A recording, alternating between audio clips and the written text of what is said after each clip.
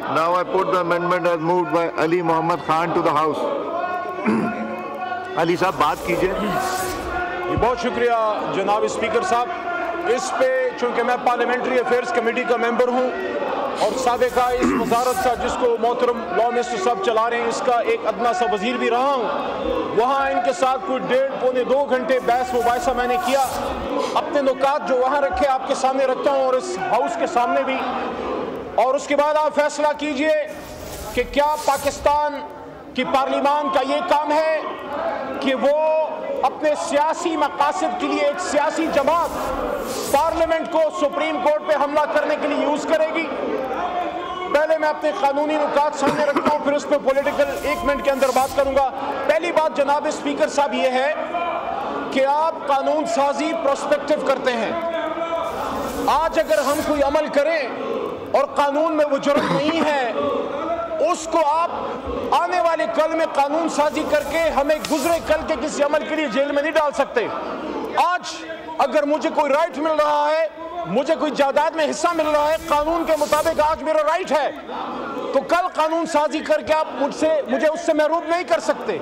इसलिए आज जब मेरी जमात को एक राइट मिल रहा है सुप्रीम कोर्ट के फैसले के बाद कि पाकिस्तान तहरीक इंसाफ को खवातीन की रिजर्व सीटें मिले और माइनॉरिटीज की सीटें मिले और 41 मेंबरान असेंबली को जनाब स्पीकर हक इख्तियार दिया गया, हक इंतखाब दिया गया कि आप जिस भी जमात के पास जाना चाहते हैं, शामिल होना चाहते हैं, आप शामिल होइए।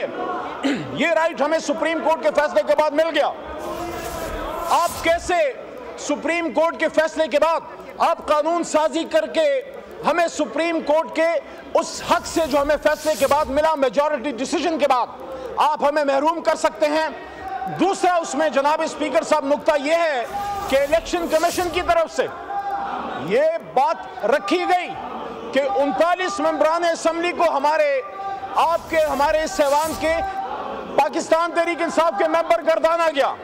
सुप्रीम कोर्ट में जब यह फैसला आ रहा था मोहतरम स्पीकर साहब, तो उसमें मोहतरम जज साहिबान ने यह कहा कि पाकिस्तान तहरीक इंसाफ सियासी जमात थी और सियासी जमात है।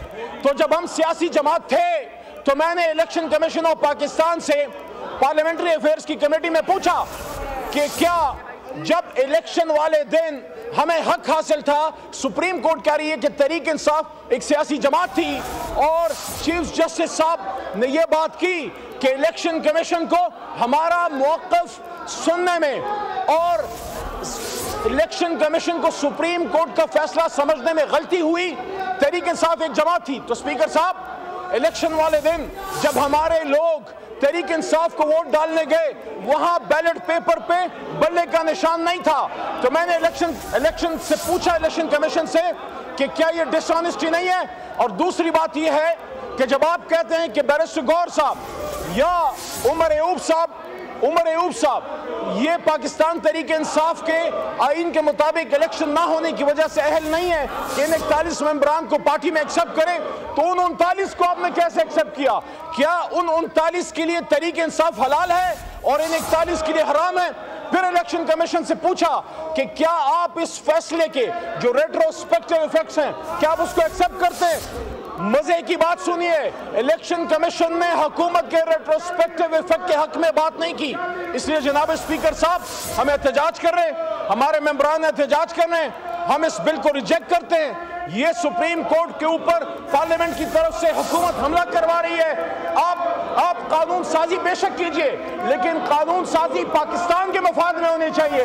अल्लाह के 100 नामों के नीचे खड़े होकर आप तहरीक इंसाफ के मेंबरान असेंबली को तहरीक इंसाफ में जाने से रोकने के लिए और खवातीन मेंबरान असेंबली को यहाँ पे आने के लिए, उससे रोकने के लिए और अक़लियती मेंबरान के हक पे डाका डालने के लिए कानून साजी करें। इंशाल्लाह हम इसके खिलाफ सुप्रीम कोर्ट में भी जाएंगे और सुप्रीम कोर्ट से आपकी कानून साजी रद्द होगी, क्योंकि इसके पीछे पार्लियामेंट नहीं खड़ी, इसके पीछे एक सियासी जमात की फस्तायत खड़ी है। हम इसको रिजेक्ट करते हैं।